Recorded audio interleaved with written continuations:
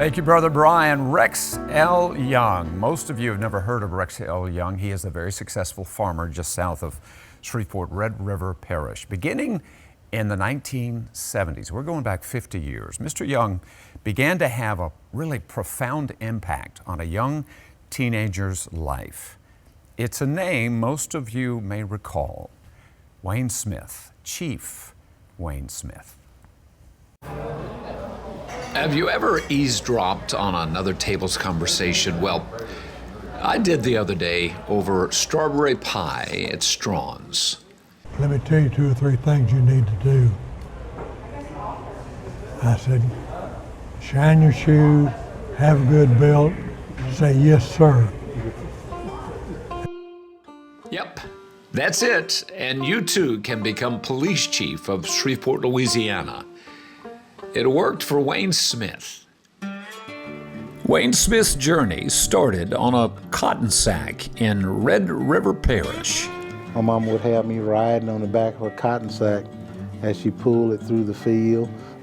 They were not his real mother and father. They were a couple in their 50s that didn't have any children. When Wayne became a teenager, he went looking for work at a place called Coal Mine Plantation. Ain't no doubt, Red River, DeSoto, Caddo, everybody knew the name Rex Young. Plowing ground, taking care of cattle. And it was a 7-day, almost a week endeavor. You know, you found time to go to church on Sundays, but when church is over, come on to work. If we weren't gonna work on Saturday, he'd say, you want me to come wash the cars or wash the truck? But while all that dirt farming was going on, young man Smith was watching old man Young. I knew that there was times when things didn't go right for him, but I never seen him fall down and not get up. Be a good Christian, be an honest person, be a good family man. And not only did we talk about those things, he lived those things. So when Wayne hopped on that motorcycle and went north to apply for the policeman's job in Shreveport, he knew he had backup. I always knew that when things got tough, I had somewhere to come to help me get my life back on the right track. Wayne did exactly what his father said. Shine shoes, good belt, good haircut, yes, sir. And today, he is the big dog. It was time being spent doing the right thing for the right reason.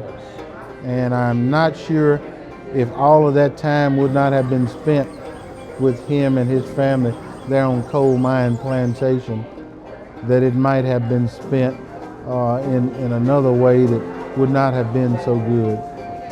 It seemed like it was just yesterday. Did you imagine that this would happen? Yeah, You did. I did. Well, this gentleman helped to set me on the straight road, and I followed his examples. Whether he knew it or not, I was watching. You spend more time with your farming family than you do with your blood family. 7 days a week, we were together. All day, as I said, from sunrise until sunset. But just sometimes in life, the greater influences sometimes come from places you least expect.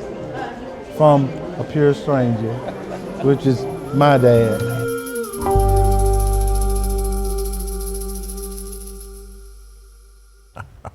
I love that story on so many levels. A pure stranger, my dad. The fact that he calls him my dad. Now, Chief is very proud of and loves his adopted family who adopted him. But you spend a lot of time, especially when you're working on the farm, it's 7 days a week, you spend a lot of time with those people.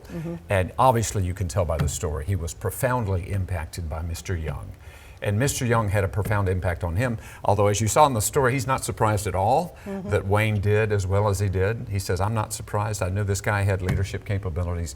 But it really speaks to the influence that we all can have, especially grown-ups like us, on younger people. I'm always very careful what I say to kids because I do not want to crush their dreams. I want to encourage that, as Mr. Young did. Yeah, what a interesting. work ethic too. Absolutely. Yes. I was just along those lines. I Yeah. was going to say, I wonder what's harder, chasing bad guys or baling hay? Well, Because they can yeah, be. and then both work tough. after church too on Yeah. Sunday. Oh, yeah. So, great behind Rick, the badge. thank you.